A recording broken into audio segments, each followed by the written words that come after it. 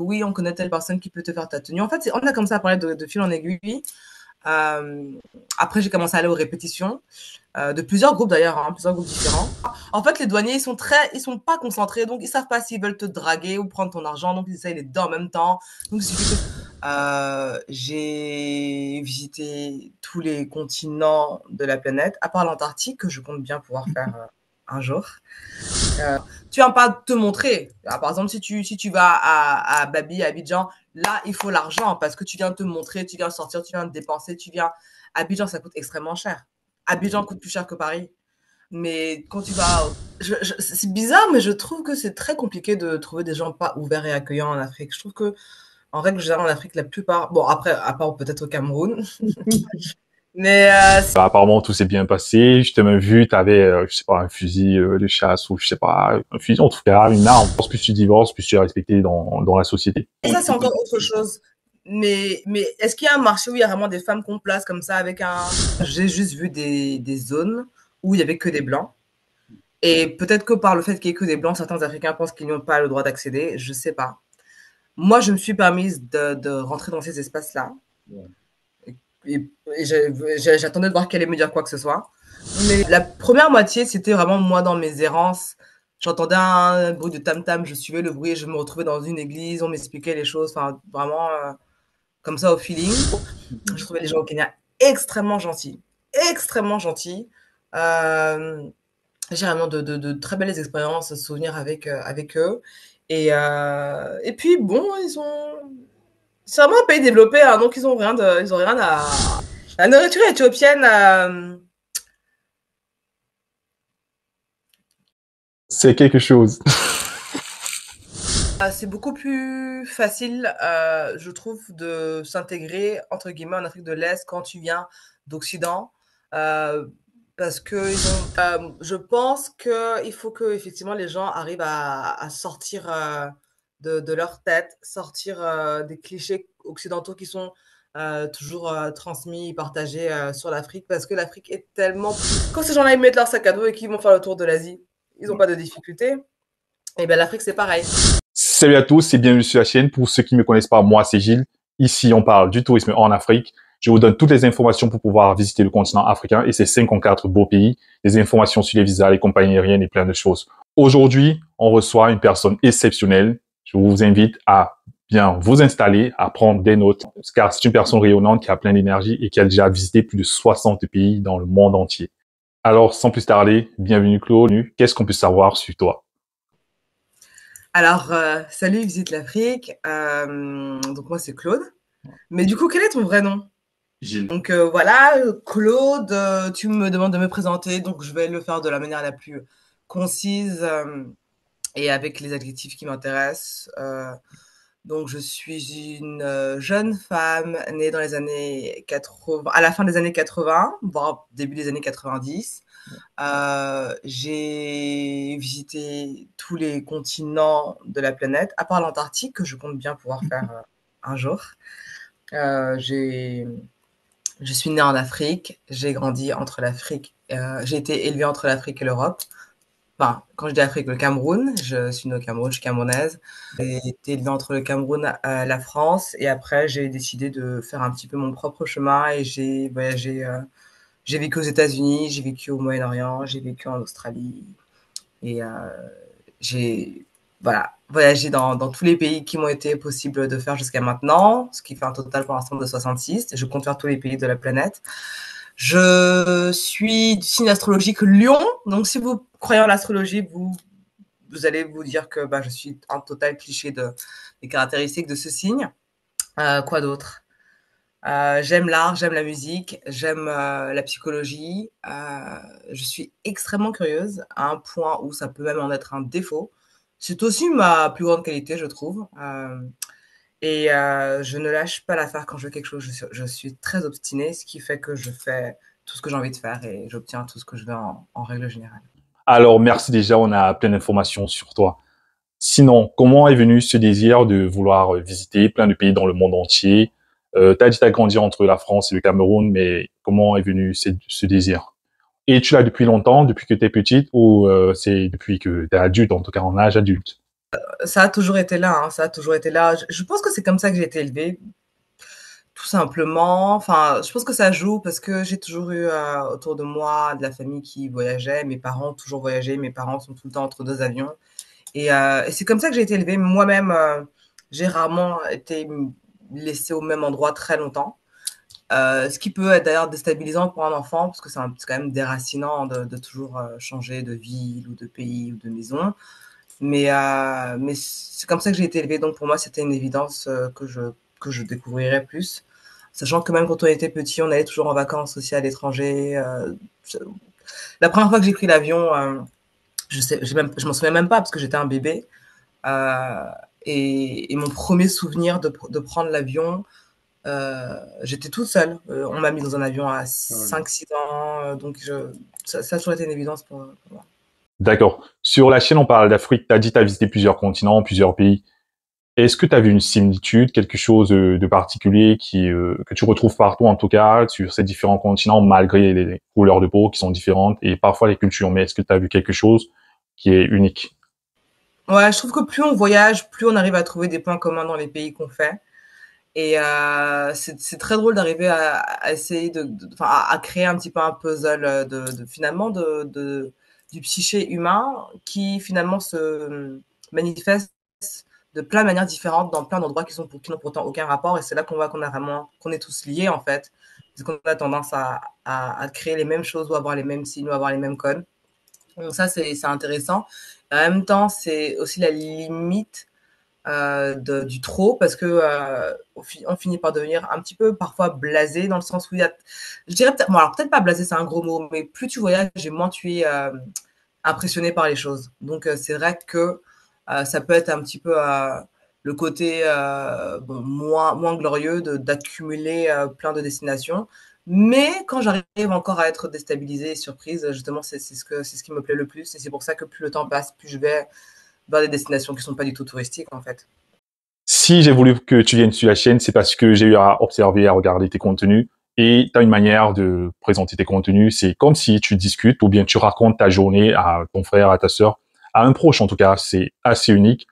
Et tout ça, c'est naturel ou bien c'est à force de travailler, c'est le travail en tout cas. Oui, bah, c'est ma personnalité, hein, c'est comme ça que je suis. Mais c'est drôle parce que je me rends compte maintenant que c'est ce que j'aurais dû faire depuis le début. C'est vrai que quand je commençais à partager un petit peu mon contenu, je le faisais mais version en story, donc qui sont des formats beaucoup plus temporaires, qui disparaissent au bout de 24 heures. Mais c'était exactement la même chose. Et finalement, je me suis rendu compte que ce serait intéressant de faire ce que je fais en story, mais plutôt en vidéo qui reste, donc en reel.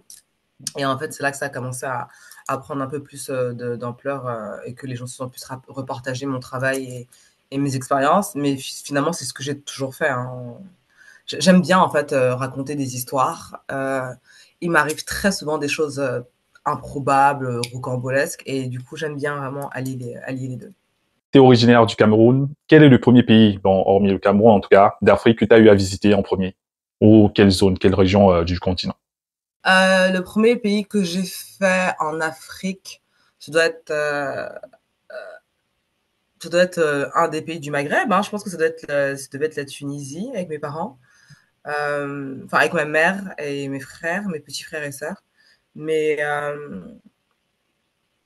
après, je sais pas si eux, ils m'ont emmené quelque part quand j'étais bébé, j'étais pas au courant. C'est possible, hein. On a peut-être pu m'emmener au Congo ou bien en Centrafrique ou un pays Ouais. limitrophe. Bon, là, je parle de la création de contenu quand tu es déjà adulte. Ah, bah, en tant qu'adulte, le premier pays que j'ai fait en Afrique, euh, attends, je suis en train de mélanger la chronologie dans ma tête.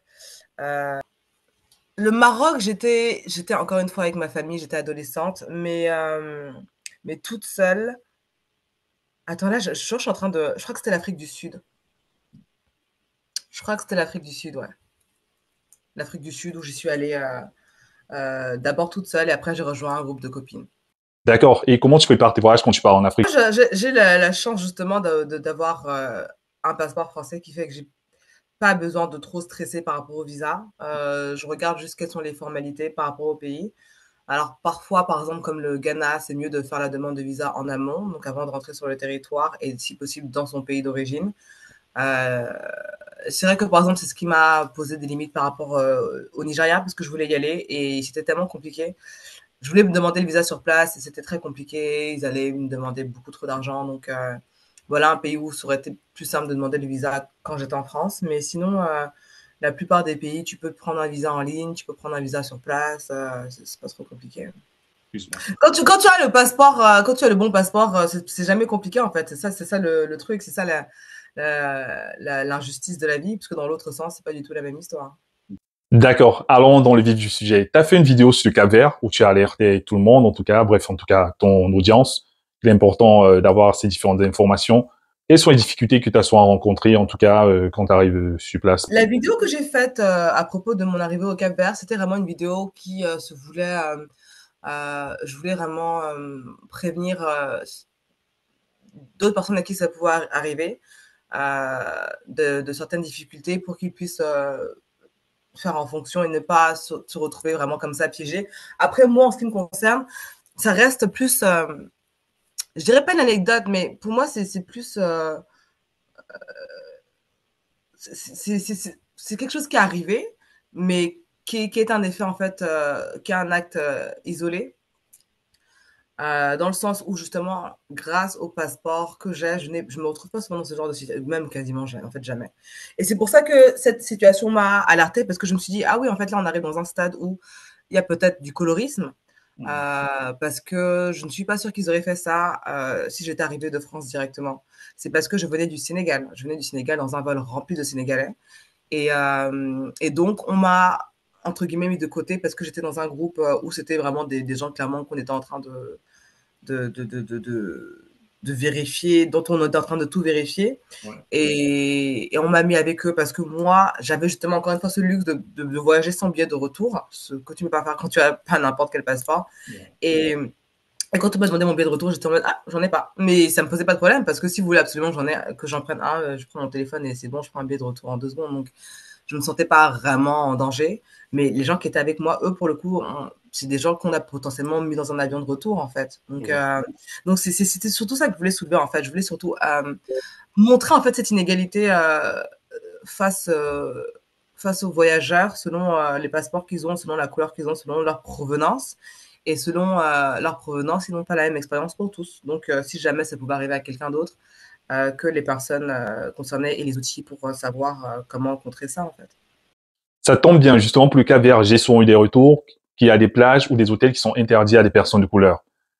Toi, tu étais sur place. Est-ce que tu as observé ça? Moi, j'ai pas vécu ça, j'ai pas observé ça. J'ai juste vu des zones où il y avait que des blancs. Et peut-être que par le fait qu'il y ait que des blancs, certains Africains pensent qu'ils n'ont pas le droit d'accéder. Je sais pas. Moi, je me suis permise de rentrer dans ces espaces-là. Ouais. Et j'attendais de voir qu'elle allait me dire quoi que ce soit. Mais après, moi, c'est aussi, encore une fois, hein, le privilège que j'ai, c'est aussi d'avoir le même pouvoir d'achat que ces gens-là. Donc, qui allait me dire quoi, en fait? J'étais à ma place, tu vois. Mais c'est chiant parce qu'un local, peut-être, va se sentir ostracisé. Il va pas se sentir euh, bienvenu ou accueilli, ou peut-être que lui, on va lui dire, mais dégage, en fait, tu vois. Donc, c'est compliqué. Mais en tant que touriste, entre guillemets, en tant qu'étranger qui vient, tu vois, utiliser son pouvoir d'achat dans le pays qui le reçoit, à partir du moment où tu peux payer ta table 50 euros pour manger, là, en local, paierait 3 euros, bah, qu'est-ce que tu veux qu'ils te disent? Tu vas avoir accès à la plage, mais est-ce que tu peux payer les 50 euros pour avoir accès à cette plage? C'est surtout ça, en fait. Je pense que c'est plutôt dans ce sens-là.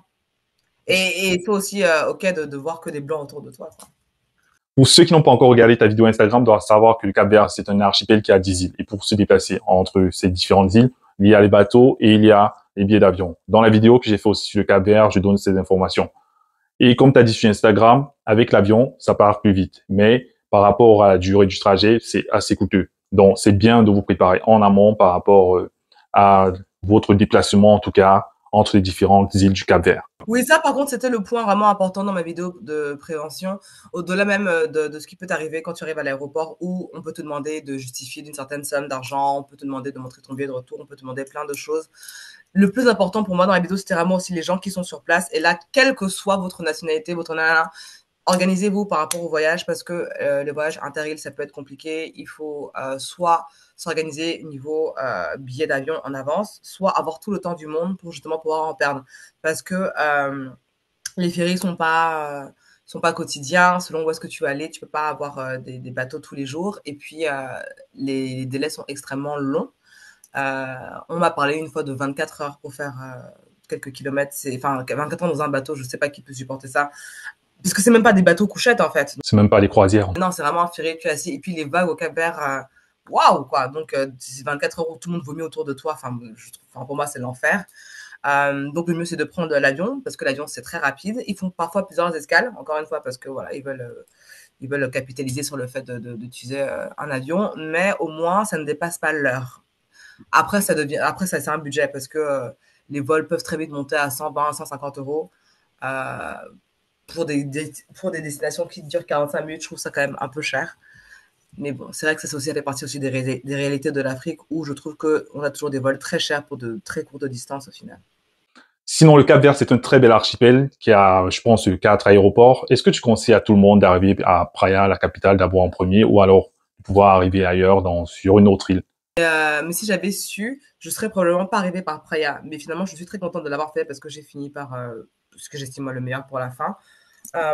Mais si je devais juste, si je devais juste conseiller quelques îles à quelqu'un qui n'est jamais allé au Cap-Vert, alors oui, bien évidemment, l'île de Santiago, donc qui héberge Praia, la capitale. Mais c'est pas forcément. Enfin, pour moi, la meilleure île niveau culture, c'est l'île de Sao Vicente. Et ça, On va il y a la. arriver. Hmm. On va arriver, t'inquiète. Non, mais parce que tu me demandes qu'est-ce que je Non, conseille comme île non, pour moi, je conseille Sao Vicente et je conseille bon, Boa Vista parce que c'est très joli. ouais. Niveau plage, niveau dunes, tout ça, vraiment, c'est un paysage très lunaire et paradisiaque en même temps que j'ai beaucoup aimé. Et puis j'ai beaucoup aimé la vibe des gens. Il y a des touristes, mais il y a aussi beaucoup de locaux et les deux se mélangent plutôt pas mal. Et puis Saint-Antao, où là, je trouve que c'est juste la perfection de ce que la nature peut faire niveau roche, montagne, des paysages à couper le souffle.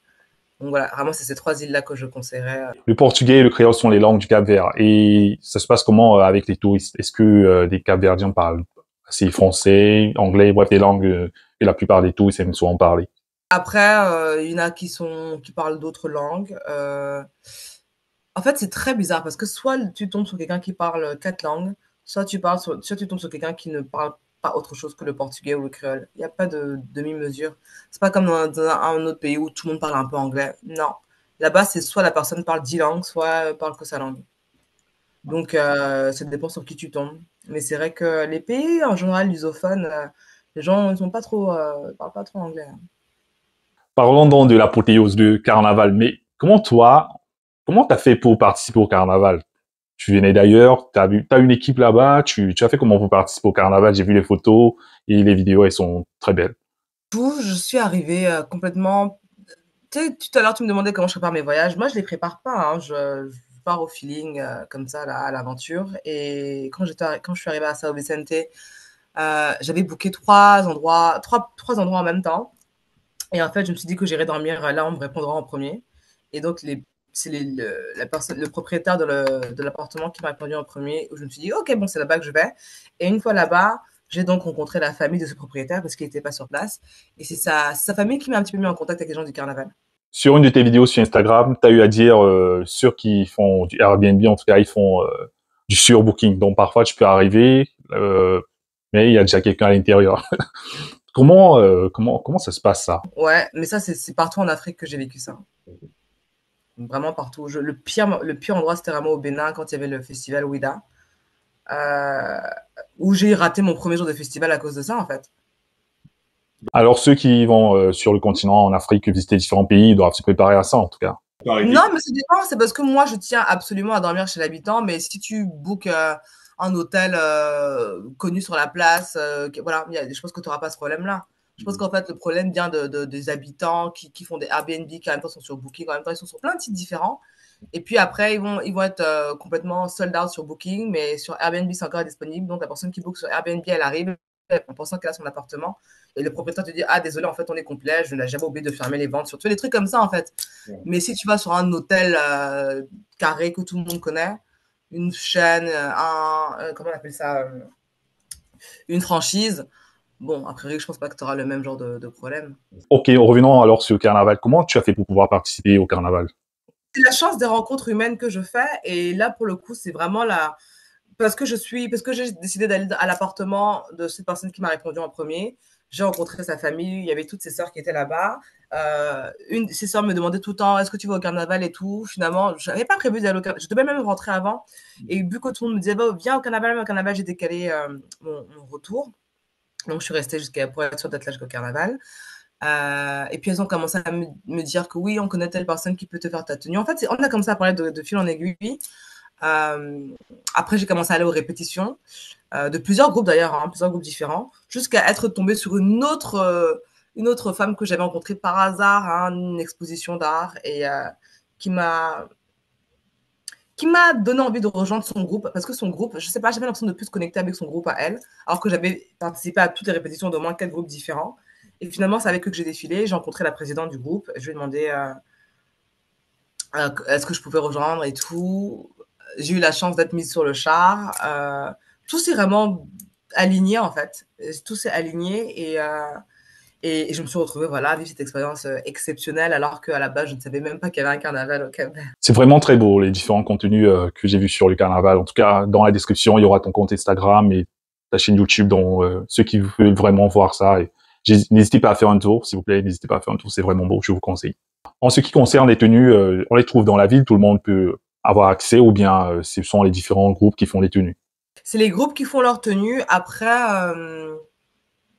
encore une fois, moi j'ai eu la chance de choisir un petit peu ce que je voulais. Mais après, tu restes dans un thème. Donc, moi, euh, j'ai choisi à peu près, on va dire, la forme. Mais après, le tissu, c'est eux qui l'ont recouvert, parce qu'il fallait que je sois dans le thème avec les autres qui avaient un certain tissu déjà de base. Donc, voilà. Mais c'est moi qui choisis un petit peu le dessin que je voulais, quoi. En définitive, le Cap-Vert, c'est un pays que tu conseilles à tout le monde de visiter. Tu conseilles à tout le monde d'aller visiter cet archipel des îles. Évidemment, hein, moi, je suis très contente d'avoir terminé par ça sur mon tour de l'Afrique de l'Ouest. Parce que c'est vraiment ce qu'il me fallait. Si j'avais terminé euh, par un autre pays, ça aurait pas été pareil et je serais peut-être probablement pas restée aussi longtemps parce que le Cap-Vert, c'est comme tu vois, c'est plusieurs c'est une archipel de 10 îles, donc en fait, tu peux prendre le temps sur chaque île. Ils sont très laid back, comme leur devise, c'est no stress. Donc, c'est vraiment, tu vois, c'est les îles insulaires comme ça où tout le monde est vraiment chill, tout le monde prend son temps. Tout ça. Avec leur bière, là. J'ai oublié le nom de leur bière. Criolla. La Criolla, exactement. Ouais. Ouais, ouais, bah, c'est des créoles, hein, finalement, hein. C'est vraiment donc ce que tu peux retrouver aux Antilles, tu retrouves au Cap-Vert. Donc c'est vrai que c'est très intéressant d'avoir ça, mais vraiment en Afrique. Et, et pour des vacances, détente, si tu veux pas, si tu es déjà sur le continent, tu veux pas forcément aller à l'autre bout du monde, traverser la Caraïbe, etc. Tu as ça juste à côté, donc moi je trouve ça génial. Même en Europe, les Européens descendent pour faire ça. La preuve, salle est remplie d'Européens. Donc moi, vraiment, le Cap-Vert, c'est vraiment un pays à visiter, il faut le faire. Et le Cap-Vert, c'est une destination assez coûteuse. C'est cher, puisque la plupart du temps, on se dit souvent que quand on part sur une île, on va plus dépenser. Non. Non, non, je trouve pas que ce soit spécialement cher ou pas. Non. Non, non, non. Je pense que si tu peux, si tu peux assumer des vacances en Côte d'Ivoire, tu peux assumer 3 fois des vacances au Cap-Vert, hein. Ça dépend en fait de ce que tu viens faire. Est-ce que tu viens poser des bouteilles en boîte? Les vacances dans les îles, c'est toujours les vacances en général les plus chill. Tu viens juste chiller, te reposer, tu fais les choses un peu à la locale, tu vois ça. Tu viens pas te montrer. Par exemple, si tu vas à Babi, à Abidjan, là, il faut l'argent parce que tu viens te montrer, tu viens sortir, tu viens te dépenser, Abidjan, ça coûte extrêmement cher. Abidjan coûte plus cher que Paris. Mais quand tu vas au Cap-Vert, tu vas manger à un restaurant local, tu vas rester un peu à la plage. Après, ça dépend. Est-ce que tu veux prendre un beau Airbnb luxueux ou bien un truc un peu normal? Est-ce que tu veux, quand tu vas en boîte, est-ce que tu vas juste boire ton verre et danser ou est-ce que tu vas absolument poser des bouteilles? Mais ils sont pas dans cette culture-là, là-bas, hein. Ils sont pas dans la culture de poser des grosses bouteilles, tout ça. C'est pas trop leur truc. Non, sans oublier les hommes, en tout cas, tu as dit les hommes au Cap-Vert ils sont assez beaux, c'est ce que tu as dit, en tout cas. Extrêmement beau au Cap-Vert. Il y a 2 pays, dans le monde où je trouvais que les hommes étaient plus beaux que les femmes. C'est le Brésil et le Cap-Vert. Et c'est incroyable parce que les 2 d'ailleurs ont été colonisés par les Portugais, donc je sais pas s'il y a un lien avec ça. Moi, j'ai ma petite théorie où je me dis que peut-être que la structure faciale des hommes portugais fait que, dans ces pays-là où ils ont des ancêtres portugais, ça donne pour les hommes la structure osseuse, alors que pour les femmes, ça va les rendre peut-être un peu plus masculines. Parce que, je sais pas. En tout cas, je trouve que les hommes sont beaucoup plus beaux que les femmes au Brésil et au Cap-Vert. Beaucoup plus beaux. Ok, alors, quittons le Cap-Vert, mais restons en Afrique de l'Ouest, c'est toujours sur quelque chose de festif. Le Bénin. Tu n'es pas arrivé en avion, si je pense bien, c'est ça? Et passé. Non, le Bénin, ouais, j'avais commencé à Ghana, Togo, et j'ai fini par le Bénin en bus. Ah non, en voiture, pardon, excuse-moi, je suis partie de Togo en voiture et je suis arrivée au Bénin. Ouais. Et au niveau de la libre circulation, tu as eu des problèmes au niveau de la frontière? C'était là les contrôles. Bah déjà, moi, j'ai besoin d'un visa parce que moi, je fais pas partie de la CEDEAO. Donc, contrôle de visa. Et puis ensuite, les douaniers qui cherchent toujours une raison d'avoir un petit bac chiche. Tu connais, non? Chez nous, on a la corruption partout. Donc, bon. Ouais. Mais j'ai pas eu besoin de payer qui que ce soit, par contre. Hein. J'ai pas eu besoin de payer qui que ce soit. En fait, les douaniers, ils sont pas concentrés, donc ils savent pas s'ils veulent te draguer ou prendre ton argent, donc ils essayent les deux en même temps. Donc il suffit que tu leur dises non, donne-moi ton WhatsApp et puis bon, ça, tu avances au prochain pays. En tout cas, tu as la technique, tu connais, c'est ton continent, donc tu sais comment passer, te faufiler, s'il faut dire. Et au Bénin, tu es d'abord arrivé sur Cotonou. Non, par Ouida. Oh, directement dans le festival, en fait. Ouais, ouais, ouais. C'est quoi ton retour du festival? Qu'est-ce que tu peux dire, en fait, sur les Vodun Days? Je pense que si tu viens vraiment chercher le traditionnel, bah, il faut un peu plus fouiller, mais c'est déjà une bonne entrée dans ce monde-là si tu ne connais rien du tout. Je trouve que c'est une démarche vraiment louable. Comme ça, une culture qui a longtemps et qui est toujours critiquée, montrée du doigt, mise de côté. Enfin, les gens ont peur, en fait. Oui. Alors finalement, c'est... Ouais. Je trouve que c'est une culture universelle africaine et afrodescendante, donc je trouve ça très intéressant. Tu as eu besoin d'un guide de voyage au Bénin? Non, quand je suis arrivée, je connaissais. Alors, j'avais voyagé avec une amie que j'avais rejoint au Ghana. Enfin, je devais aller au Ghana et puis il se trouve qu'elle y était, donc on a décidé de faire un petit bout de chemin ensemble. Donc, on est arrivé au Togo, on est arrivé au Bénin en même temps, ensemble. Mais sur place, je connaissais pas vraiment qui que ce soit. Finalement, on a chacune continué notre voyage de l'autre côté. Elle devait partir dans un autre pays, puis moi, je devais continuer ailleurs. Et c'est après des abonnés que j'avais au Bénin qui m'ont contacté pour me dire ah, on a vu que tu étais là, nous aussi on est là. En l'occurrence, un en particulier qui m'a beaucoup montré son pays et j'en suis très reconnaissante. Dans tes vidéos, on voit comment tu expliques les différentes cérémonies, tu parles des divinités. La première moitié, c'était vraiment moi dans mes errances. J'entendais un bruit de tam-tam, je suivais le bruit et je me retrouvais dans une église, on m'expliquait les choses, enfin vraiment comme ça au feeling. Et la deuxième partie, c'est justement cet abonné-là qui tenait vraiment à me montrer son pays et donc qui m'a amené à Porto Novo et qui m'a montré pas mal de choses en m'expliquant et tout avec un ami à lui qui était... D'ailleurs, son ami était aussi guide, je pense. Mais vraiment, ils m'ont vraiment beaucoup expliqué de choses. Mais en soi, j'ai pas eu vraiment un guide, comme j'ai pu avoir, par exemple, en Mauritanie quand j'étais dans le désert. Pour ceux qui ne savent pas, Porto Novo, c'est la capitale du Bénin. Cotonou, c'est la grande ville, on peut dire, c'est la capitale économique, c'est celle qui est assez connue. Mais Porto Novo, c'est la capitale du Bénin. Et si je pense bien, tu as pris une photo devant la mosquée de Porto Novo, c'est ça? C'est ça, c'est la capitale et la grande mosquée de Porto Novo, ouais. Et le Bénin, c'est festif là-bas. Comment tu as trouvé le pays au niveau de l'ambiance? C'est très festif. Après, c'est vrai que ce qui est le mieux dans le Vodun Days, ce que moi j'ai vraiment plus apprécié, c'est vraiment les événements culturels qui sont dispatchés dans la ville de Ouidah au fur et à mesure en fait, parce que tu as aussi un festival avec une scène, avec des artistes qui viennent chanter, qui viennent faire des représentations, tu as des discours, etc. Ça peut être pas mal, mais à ce moment-là, je n'arrivais jamais à rester jusqu'à la fin, alors que ça durait jusqu'au petit matin. J'arrivais jamais à rester jusqu'à la fin, alors que la journée, le fait d'aller par exemple à la forêt sacrée ou bien à la place. Y a juste, en fait, ils ont peut-être 5 ou 6 spots comme ça, un peu dispatchés autour de la ville.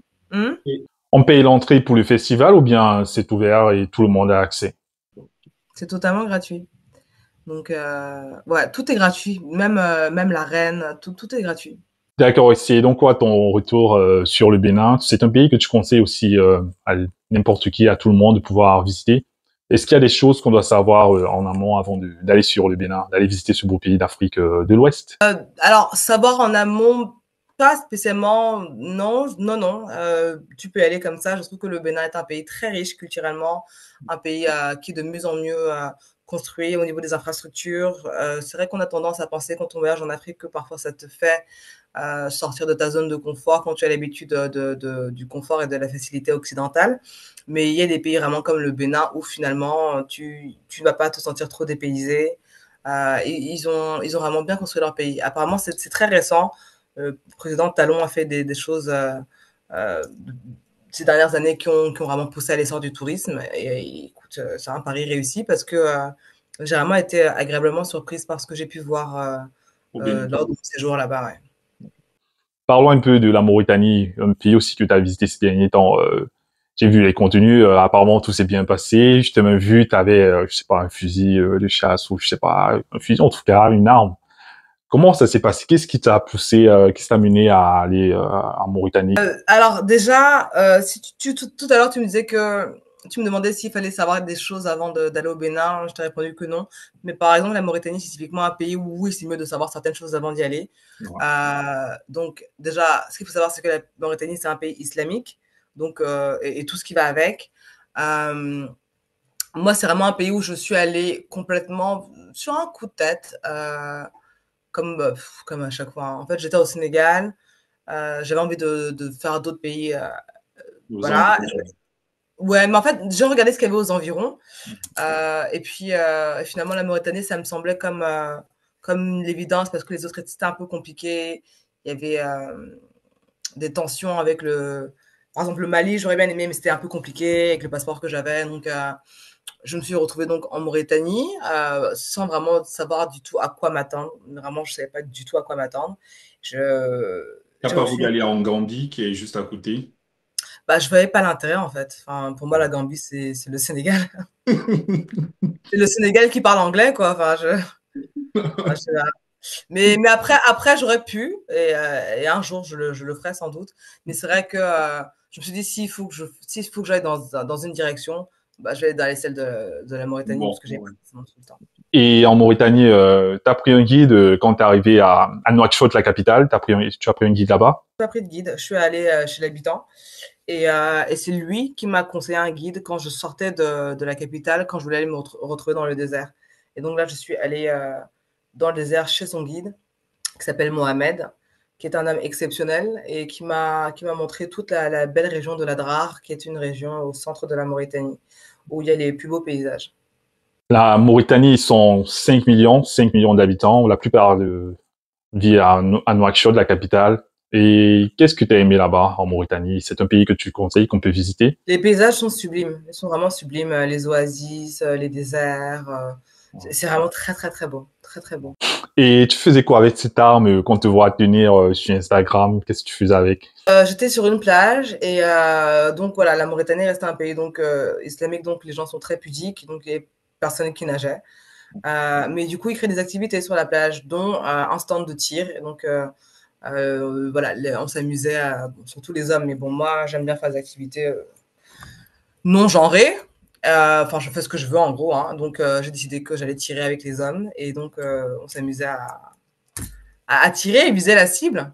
Et en Mauritanie, quand on arrive, il est important de porter les tenues en tout cas traditionnelles, bref, du pays, comme la belle tenue toute jaune qui est l'affiche de ces vidéos. Celle que tu portes aussi là-bas en Mauritanie, c'est important de s'habiller comme ça. Alors, ils appellent leur tenue traditionnelle la melba, kelba. Ouh là là, j'ai déjà oublié. Mon Dieu. Melfa, Melfa. Belle Mais, fois. mais après, certains vont te dire que c'est pas obligatoire, etc. Je sais que sur TikTok, quand je disais ça, il y a eu beaucoup de gens qui me disaient, surtout apparemment les Peuls, ils me disaient non, c'est pas obligatoire et tout. Ils me disent ça, mais moi, quand j'étais en Mauritanie, j'ai vu que des femmes voilées et couvertes. Donc voilà, ils me disent ce qu'ils veulent, mais moi, j'ai vu ce que j'ai vu.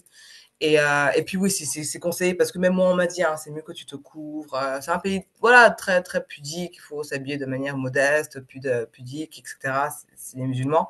Donc c'est mieux, c'est conseillé de se couvrir déjà le corps, ça c'est sûr, et puis souvent la tête. Moi, j'ai vu que des femmes voilées au final. Une des choses dont on parle souvent de la Mauritanie, c'est le marché des femmes célibataires. C'est un marché où on retrouve de nombreuses femmes qui ont divorcé, qui sont célibataires en Mauritanie. J'ai une amie qui a visité la Mauritanie, elle m'a aussi parlé de ce marché, de ces différentes femmes en tout cas. Ok. Qu'est-ce que tu as dit? Parce qu'on m'en a parlé et je ne sais pas du tout. Je sais pas du tout de quoi, comment ce marché est fait en fait. C'est un marché en Mauritanie où on rencontre, bref, où il y a de nombreuses femmes qui ont divorcé et qui sont là-bas. Après, je ne suis pas sûr. Je pense que soit quand tu divorces, plus tu es respecté dans la société. Et ça, c'est encore autre chose. Mais est-ce qu'il y a un marché où il y a vraiment des femmes qu'on place comme ça avec un. Non, elles ne sont pas placées comme ça. Elles ont des commerces, elles sont à l'intérieur, ça les appartient et tout. Elles sont là, en Mauritanie, à Nouakchott, et peut-être dans d'autres villes aussi. C'est juste ça. Oui, c'est exactement ça. En tout cas, je vous mettrai le lien d'une des vidéos, on parle de ça dans la description. Ouais, je veux bien parce que on m'a parlé de. Attends, marché, femmes divorcées, Mauritanie. Mhm. Ouais, parce que moi, on m'a parlé de ce marché-là. Il y a même un monsieur là, turc, qui m'a demandé de lui envoyer des vidéos pour illustrer ça pour sa page et je comprenais même pas de quoi il parlait. Oui, c'est assez connu en tout cas. C'est assez connu en Mauritanie. D'accord. Ah ouais. D'accord. Ah ouais, c'est vraiment ça. C'est un marché où. Putain, n'importe quoi. Bah, alors, moi, ce dont on m'a parlé quand j'étais là-bas, c'était de la fête du divorce. Mhm. Qui est souvent pratiquée par les Maures. Donc, les Maures, c'est une ethnie en Mauritanie. Il faut bien faire la différence parce qu'apparemment, les gens disent que c'est que les Maures qui font ça. Ils ne veulent pas être associés à ça. Bref. Et en fait, c'est des femmes, quand elles divorcent, elles font une fête. Elles appellent des griots. Et tous les voisins, tout le monde de village, tout le monde doit savoir qu'elles divorcent et qu'elles sont donc disponibles pour d'éventuels nouveaux prétendants. Ok, merci pour ce que tu as déjà dit sur l'Afrique de l'Ouest. Bon, maintenant, on va parler du Kenya et de l'Éthiopie, des pays que tu as visités en Afrique de l'Est. Et je sais pas si tu as quelque chose à dire encore sur l'Afrique de l'Ouest, si tu as un conseil à donner à quelqu'un qui veut visiter cette région, cette zone du continent africain. Non, c'est bon, j'ai dit ce que j'avais à dire. Le Kenya, tu as eu à visiter aussi les villes de la côte, Mombasa, Lamu, Diani, ou tu as sûrement été sur Nairobi, la capitale. J'ai fait tout ça, j'ai fait Mombasa, j'ai fait toute la côte, ouais. Et je suis descendue jusqu'en Tanzanie. Et le Kenya, est-ce que c'est seulement le safari, comme beaucoup de personnes en pensent, comme de nombreuses personnes en pensent? Est-ce que le Kenya, c'est seulement le safari? Bah, le Kenya, c'est un pays extrêmement développé, extrêmement agréable, extrêmement. Les pays anglophones, en fait, ils sont tellement plus loin que les pays francophones en Afrique, tellement plus loin. Et le Kenya, c'est vraiment ça, hein, c'est le pays préféré de beaucoup de gens. Beaucoup de gens, quand ils vont en Afrique, ils font plein de pays, ils vont au Kenya, et ils te disent, ah bah en fait, le Kenya, c'est mon pays préféré. C'est une porte d'entrée, quoi. Ouais, c'est vraiment. Moi, ce pays, j'ai pas de. J'ai pas de. J'ai rien à dire de négatif, hein. Et justement, tu viens de terminer un séjour en Afrique de l'Ouest et tu as été aussi en Afrique de l'Est, par exemple au Kenya, dont on en parle. Est-ce que tu as vu des différences? Est-ce qu'il y a eu un choc culturel? Ils sont aussi accueillants? Qu'est-ce que tu peux dire sur tout ça? Je, c'est bizarre, mais je trouve que c'est très compliqué de trouver des gens pas ouverts et accueillants en Afrique. Je trouve que, en règle générale, en Afrique, la plupart. Bon, après, à part peut-être au Cameroun. Mais sinon, la plupart des gens sont ouverts, accueillants. Ils ont ils ont cette soif de te montrer leur culture. Ils sont très contents de t'accueillir, que tu découvres leur pays, tout ça. Vraiment, ils sont toujours honorés. Donc, j'ai toujours eu de très belles expériences avec les locaux. Je trouvais les gens au Kenya extrêmement gentils. Extrêmement gentils. Euh, j'ai vraiment de très belles expériences, souvenirs avec eux. Et puis, bon, c'est vraiment un pays développé, hein, donc ils ont rien à Non. envier même à certains pays européens. Le Kenya, pour ceux qui ne savent pas, la monnaie là-bas, c'est le shilling. Les paiements mobiles aussi fonctionnent très bien. La compagnie aérienne qui est Kenya Airways, je pense. Oui, Kenya Airways, euh, elle fonctionne aussi très bien partout sur le continent. Tout à fait. Ouais, ouais, ils sont au top. Ils sont vraiment au top, ce pays-là. Ouais. Et en Afrique de l'Est, quand tu te déplaçais, là, t'es parti en avion quand tu quittais le Kenya pour la Tanzanie ou bien t'as pris la route? Euh, j'ai pris leur car là, mais j'ai oublié comment ils appellent ça. Ils ont un nom très drôle. Les matatu sont les matatu, ces bus. J'ai pris un matatou. C'est ça. Ouais. Ouais, ouais, c'est bien ça. J'ai pris un matatou pour aller de Nairobi à Mombasa, de Mombasa à Dar es Salaam. Ça, ok. Attends, non, non, c'est pas vrai, c'est pas vrai. J'ai pris un matatu pour aller jusqu'à Mombasa et de Mombasa, j'ai pris un gros bus, tu sais, les gros bus là, qu'on prend un peu partout dans le monde là, pour Mhm. aller jusqu'à Dar es Salaam, qui est la capitale de la Tanzanie. Et donc, de Dar es Salaam, je suis allée à Zanzibar. Alors, parlons de l'Éthiopie, ce très grand pays. L'Éthiopie, c'est un pays que on entend, mais peu de gens visitent en tout cas. Bref, parlons surtout les francophones. Je m'en suis rendu compte quand j'y suis allée, quand j'ai vu l'engouement des gens pour ce voyage-là. D'ailleurs, je vais reposter parce que quand je suis allée en Éthiopie, je faisais pas encore le format vlog que j'ai commencé à faire sur Instagram. Donc, je pense qu'il y a beaucoup de choses qui n'ont pas eu la chance d'être montrées. Donc là, quand je vais finir mon contenu sur le Cap-Vert, je vais commencer à montrer L'Éthiopie. euh, l'Éthiopie, un petit peu le Kenya, parce que j'ai aussi vu les Maasai au Kenya. Et je vais montrer aussi un peu le Cameroun. Tu as porté la tenue des Maasai. Oui, j'ai porté leur tenue, oui. Oui, oui. Les Maasai, ils sont vraiment sont incroyables. J'aime beaucoup leur culture, j'aime beaucoup leur l'esthétique, de tout ce qu'ils représentent. Je trouve ça très, très beau. Très, très, très beau. Et donc, du coup, quand j'étais en Éthiopie, je me suis rendu compte à quel point les gens, en fait, connaissaient pas ce pays parce qu'on me posait beaucoup de questions. Moi-même, j'y suis allée encore une fois sur un coup de tête, hein. Tu commences à comprendre comment je Addis fonctionne. Abeba. Hum. Addis Abeba, la capitale Je du suis arrivée, non, je suis pas arrivée à Addis Abeba. Je suis arrivée, j'ai oublié le nom, c'était une ville limitrophe entre, entre le Kenya ou bien entre la Tanzanie? Je Je pense que crois que c'était C'est le Kenya qui limite. entre le Kenya, ouais. C'était entre Tanzanie, le Kenya, ouais. Donc je suis arrivée à une ville limitrophe entre le Kenya et l'Éthiopie, où je suis restée 2 jours parce que j'ai raté mon bus, parce qu'ils ont en fait, ils ont des heures spécifiques là-bas, donc ils ont l'heure éthiopienne. Et quand on m'a dit que ton bus part à 9 heures heure éthiopienne, je comprenais pas de quoi ils parlaient. Je pensais que c'était 9 heures. Et en fait, je suis arrivée, le bus était déjà parti parce que 9 heures heure éthiopienne, c'était 3 heures du matin, heure occidentale. ouais. Et donc là-bas, j'ai découvert que avaient leur propre heure, leur propre calendrier, leurs propres coutumes. Donc, pour le coup, en parlant de claque culturelle, oui, là-bas, c'était plus le cas parce que ils ont vraiment leur propre monde, en fait. Ils sont, C'est un pays de plus de 100 millions d'habitants. Pour ceux qui ne savent pas, l'Éthiopie, c'est un pays millénaire. ouais, ouais, ils sont vraiment, Leur écriture aussi, quelque chose comme ça, je pense bien. ils ont leur propre écriture, bien évidemment. Ils ont leur propre musique. Ils ont leur propre tout. Ils sont dans le monde. Ils ont même leur propre particularité physique, vu que tu vois l'Éthiopien, tu sais qu'il est éthiopien, hein, tu vois, ils sont... Après, moi j'ai découvert quand même qu'il y avait beaucoup plus d'ethnies éthiopiennes, parce qu'on ne connaît que les métis aux cheveux lisses, mais en fait il y en a plein, et au gros front, mais il y en a plein.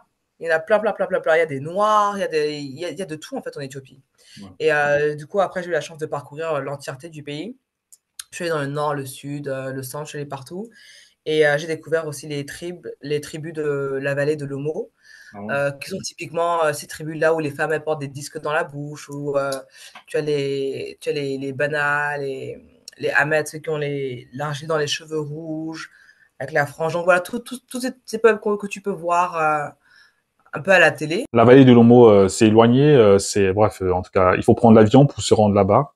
Ah oui, oui, c'est très éloigné, il faut prendre l'avion. Ouais. Parce que l'Éthiopie, c'est énorme. Donc, tu dois prendre l'avion pour te rendre dans le sud. Et une fois que tu es dans le sud, tu dois prendre la voiture pour aller jusque là-bas. Ils sont très, très, très éloignés, très reculés. C'est tout un long chemin. Tu dois prendre un guide. Tu peux pas y aller tout seul. Ouais, c'est toute une épopée, mais ça en vaut le coup. Et la nourriture éthiopienne. Je sais pas si c'est au Kenya ou en Éthiopie où on mange la viande crue. C'est en Éthiopie. En Éthiopie. Ah, ok, voilà. T'as mangé? Oui. Oui, oui, oui, j'ai mangé la viande crue. Oui, oui, oui. La nourriture éthiopienne, C'est quelque chose. Ouais, je vois. après, il y a beaucoup de gens qui aiment beaucoup. Moi, c'est vrai qu'il y a quand même un ou deux plats que j'ai particulièrement appréciés. Après, je pourrais pas manger ça tous les jours. Et les Éthiopiens, ils ne mangent que de la nourriture éthiopienne. Ils aiment tellement leur nourriture. Ils mangent que de l'injera avec tous les jours. Ils mangent ça. Moi, j'ai besoin de diversité en fait. Mon palais il est habitué à trop de choses différentes. Donc, j'ai besoin de manger des choses autre choses. Et c'est vrai que quand j'étais là-bas, c'était compliqué de manger autre chose que la nourriture éthiopienne parce qu'ils savent pas cuisiner autre chose que éthiopien en fait. Et quel est donc ton retour sur l'Afrique de l'Est? Bon, on va pas parler de la Tanzanie, mais le Kenya et l'Éthiopie, qu'est-ce que tu peux dire en ensemble? C'est beaucoup plus facile, je trouve, de s'intégrer, entre guillemets, en Afrique de l'Est quand tu viens d'Occident, heu, parce qu'ils ont peut-être plus de codes. Encore une fois, les pays, colonisés par les anglophones ont plus de facilité, je trouve, à s'adapter aux codes occidentaux que les pays francophones. Je sais pas pourquoi. Peut-être, ou certainement, je pense que c'est à cause du mode style de colonisation. En tout cas, eux, c'était l'indirect rule, en fait, le fait qu'ils étaient un peu autonomes, si on peut dire. Oui, c'est ça, c'est des pays qui fonctionnent mieux, en fait. Parce que c'est vrai que la colonisation française, c'était plus un truc un peu paternaliste, de je vous contrôle matin, midi et jour. Et peut-être que les Anglais avaient ce truc-là de je vous laisse un peu plus faire les choses et puis on supervise derrière, je sais pas. En est-il que les pays anglophones fonctionnent toujours beaucoup mieux? Et pour visiter l'Éthiopie, tu as eu besoin d'un visa. J'ai eu besoin d'un visa, j'ai fait un e-visa. Mhm. J'ai fait un e-visa en ligne, oui, tout à fait. Ok, tu as visité tous ces pays en Afrique. Quel est le conseil que tu peux donner à quelqu'un qui compte visiter l'Afrique, surtout si c'est sa première fois? Je pense qu'il faut que effectivement les gens arrivent à sortir de leur tête, sortir des clichés occidentaux qui sont toujours transmis et partagés sur l'Afrique, parce que l'Afrique est tellement plus vaste et tellement plus grande et tellement plus différente que ce qu'on peut penser de juste une zone en particulier. Et finalement, pas plus difficile d'accès que l'Asie. Quand ces gens-là ils mettent leur sac à dos et qu'ils vont faire le tour de l'Asie, ils n'ont pas de difficultés. Et bien l'Afrique, c'est pareil. Il y a des pays où ça va être très très facile parce qu'il y aura toute la technologie, le confort, les facilités occidentales. D'autres un peu moins, euh, on va dire, faciles d'accès parce que bon, bah, il faudra plus sortir de sa zone de confort, plus s'adapter. Mais au final, partout, en fait, selon ce que tu cherches, tu trouveras. Si tu veux des vacances luxe, tu trouveras le luxe. Si tu veux des vacances chill, tu trouveras le chill. Faut pas avoir peur. Je trouve pas qu'il y ait de danger. Je trouve pas qu'il y ait de l'insécurité. Il faut juste avoir du bon sens. Et puis si on se renseigne un petit peu avant, on sait exactement quoi faire, d'un point de vue administratif, d'un point de vue des mœurs et cultures. Donc voilà, l'Afrique, c'est un continent comme un autre. Et qu'est-ce que les gouvernements peuvent faire pour faciliter le tourisme en Afrique, en tout cas, qui peut faire pour que les choses changent un peu? Parce que, par exemple, les billets d'avion sont chers, mais c'est l'une des choses qui empêche aussi les gens de plus se déplacer pour du tourisme en Afrique. Il faudra changer la politique de beaucoup de pays. C'est pas aujourd'hui que ça va se faire. Le monopole qu'ont certaines compagnies qui peuvent se permettre de mettre des billets à 700 € pour faire une heure, ça changera pas tant qu'il y aura pas plus d'offres. Donc, il faut qu'il y ait plus d'offres, il faut qu'il y ait des présidents qui dégagent, il faut que la jeunesse se réveille, il faut plein de choses. Mais en attendant, si tu veux juste faire du tourisme, tu peux déjà le faire. Bon, Claude, merci d'être venu sur la chaîne, de nous avoir parlé de tout ça, de tous ces pays que tu as déjà visités en Afrique. Comme j'ai eu à dire au début de cette vidéo, ton travail il est exceptionnel. Merci pour le travail que tu fais. Merci Gilles, c'était un plaisir. Merci beaucoup. Dans la description, n'hésitez pas, vous allez retrouver le compte Instagram de Claude, mais aussi sa chaîne YouTube. N'hésitez pas aussi à vous abonner à cette chaîne et à laisser un gros pouce pour le like et à partager, sans oublier les guides de voyage qui vous permettent de visiter les différents pays du continent africain. Tout se trouve dans la description. Portez-vous bien et à bientôt.